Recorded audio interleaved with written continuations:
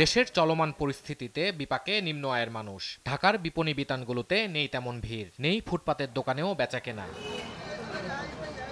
ক্রেতা না থাকায় কেনা দামেও ফল বিক্রি করতে পারছেন না দোকানিরা। ফল নষ্ট হচ্ছে দোকানেই। দুপুরবেলা ফাঁকা খাবারের দোকান, কর্মীদের পারিশ্রমিক পরিশোধ নিয়ে দুশ্চিন্তায় দোকান মালিকরা। কোনো কিনা বেচা নেই, যে দামে কিনা নেই দামে বেচতে পারি না। আমরা যা আনি সব নষ্ট হইতেছে, আর ভয়ে মানুষ আসে না। আমরা কোনো রকম নিরাপদ হয়েছি, ব্যবসা একবার স্থবির। স্টাফদের এদিকে কোনো রকম খাবার ব্যবস্থা করতে পারি না।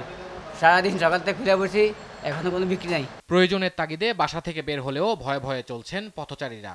আসার সময় ট্যাক্সি পাইনি, অনেক কষ্টে একটা ট্যাক্সি পেয়েছিলাম, এখন যাওয়ার সময় কিছু পাচ্ছি না। সারা বাংলাদেশের মানুষ এখন একটাই দাবি যে এই অবস্থা থেকে আমরা উত্তরণ চাই। জনসমাগম না থাকায় ফুটপাতে বসা দোকানীদের বেচাকেনাও কমেছে, ভুগছেন নিরাপত্তাহীনতায়। খুবই খারাপ অবস্থার ভিতরে আছি আমরা, ব্যবসা ছাড়তেও পারতাছি না, করতেও পারতাছি না, এমন একটা পরিবেশ। এরকম বন্ধ না থাকলে আর কি মোটামুটি বেচাকিনি হয়, কিন্তু এরকম সমস্যার কারণে বেচাকিনি এখন হচ্ছে না। বাসা থেকেও বের হতে ভয় লাগে। রাজধানীর সড়কে রিকশার সংখ্যাও কম, নেই তেমন যাত্রী। জমার টাকা জোগাড় হলেও খাবারের সুরাহা করতে পারেননি অনেক রিকশা চালক। যাত্রী সংকটে রাইড শেয়ারিং বাইকাররাও পড়েছেন বিপাকে।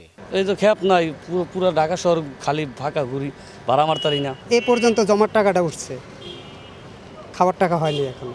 যাত্রী তো পাচ্ছি না, বাট মনে করেন যে লোকজন ভয়ে আতঙ্কে আছে যে কি হয় না কি হয়, রাস্তাঘাটে চলতে হবে, সমস্যা হচ্ছে।